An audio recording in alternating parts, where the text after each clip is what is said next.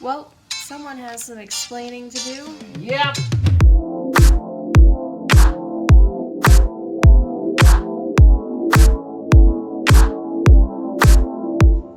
Hey everyone, welcome to Ryzwire.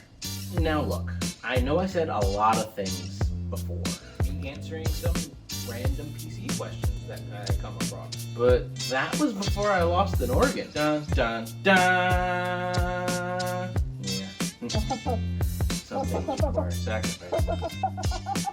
No, but seriously, life has been absolutely crazy recently. I donated my kidney, I got married, I'm building my first house. Life has been absolutely insane. Your boy is growing up. Look, I'm gonna be real with y'all. My upload schedule is looking quite sparse. Contrary to what I said in my last video, I'm really only planning to do a couple more builds for the rest of the year. I'm still super busy with the process of building my first home, so I'm not going to be able to keep up with the monthly upload schedule I said before. Never fear though, GPU prices have gotten a lot better, and I actually have a few Ryzwires lined up for the rest of the year. That's for the future though. For right now, I want to introduce you to the next Ryzwire, Cognizant.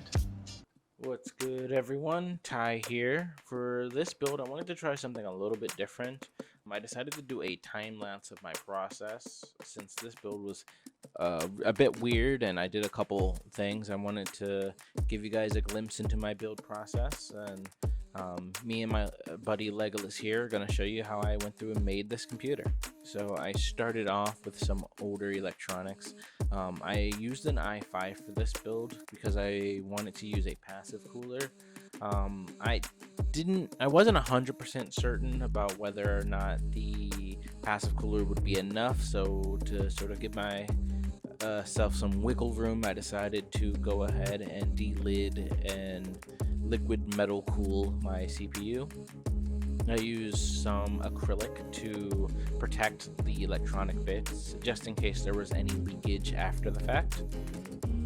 I also, for this build, knew that I wanted to do something fancy on the inside, so that was another reason to go for the more extreme cooling, just because I was worried about airflow once everything was said and done. I wanted to create some motherboard armor. I just went with some basic materials: cardboard, paper, glue, you know, nothing too crazy. I got some cheap vinyl stickers from Amazon, and after I was able to cut out the shapes to glue for the motherboard armor, I was able to sort of paste it all together. You'll see what I mean in a second.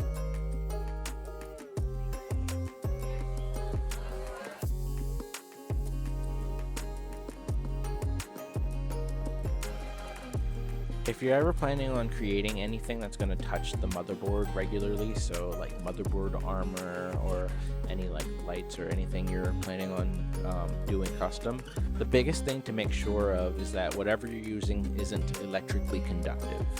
For the same reason as why I used the acrylic earlier on the CPU, you want to make sure that no metal bits or anything electrically conductive, no clay, nothing like that is touching anything, and usually that'll mean you'll be pretty safe.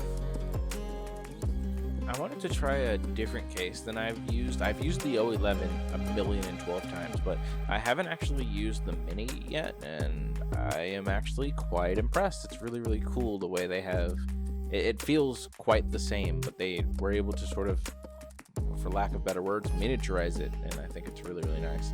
I also didn't take into consideration that I could move the motherboard down, and that was actually something I did to help me with the spacing of some of the parts you're going to see I put into the computer later. It was a really big help, and it's a really, really cool feature.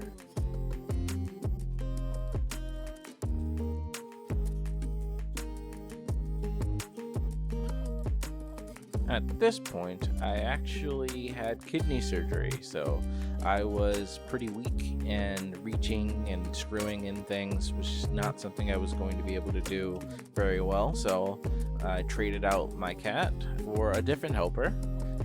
You can see my wife in there helping me to make the computer.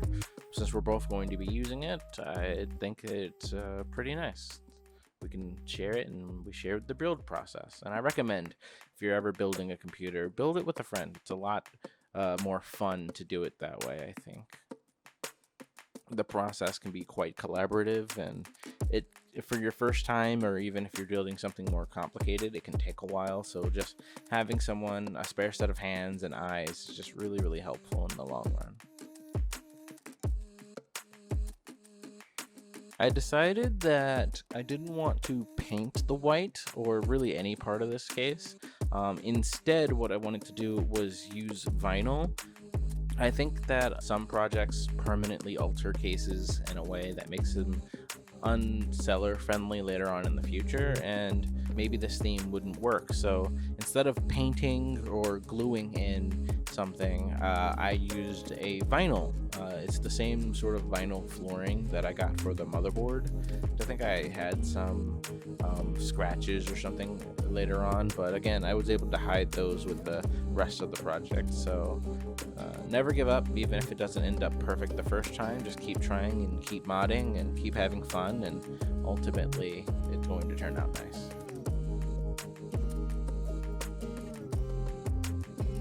You can see I didn't really worry about covering holes, just because I knew I could cut them later and open them up. Alright, it's been a new day. I've healed up quite a bit, should be able to do some things on my own. Today is the day for cable management, and I don't know what to say other than it takes practice. You can see here, this cable management job took quite a while.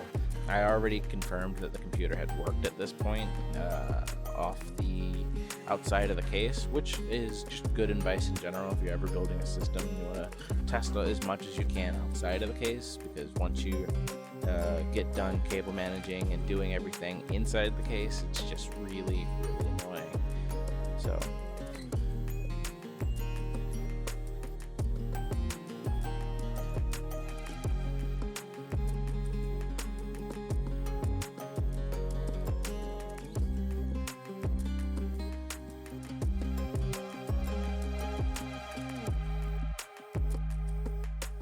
zip ties are your friend.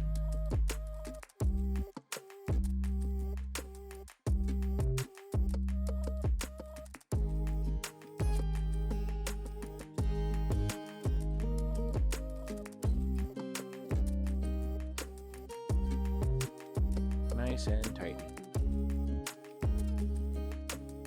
I'm not sure how I feel about this SSD mechanism. I think it's interesting, but some SSDs, especially nowadays, actually look kind of cool, like the RGB ones and everything. Of course, the one I have here is just a regular old SATA SSD, so it's not too flashy or anything. But I don't know, it's kind of hidden, you'll never see it. You can see Legolas, however. He jumped in to help me out. Either that or he's just playing with zip ties. And there you have it. We have a functioning cable managed system. And then you also have all the different things I did in the BIOS, but I think what's even cooler than that is what I ended up doing next.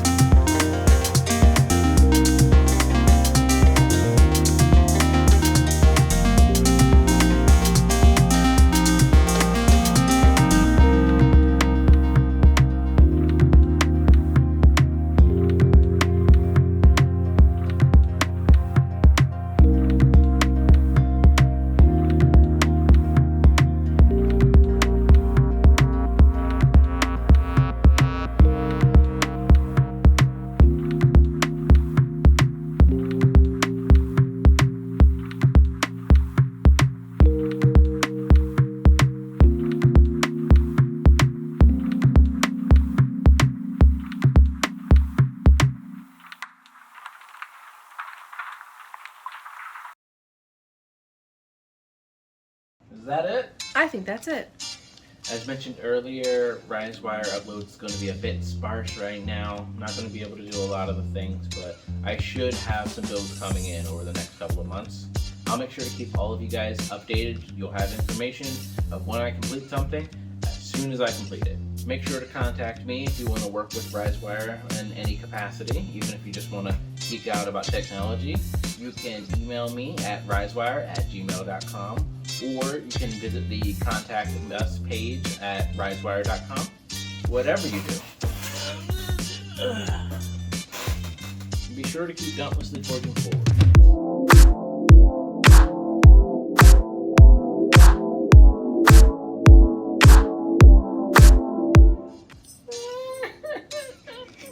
It's really cool how I did like a combination. Did you just growl during my speech? How dare you? He does not like that.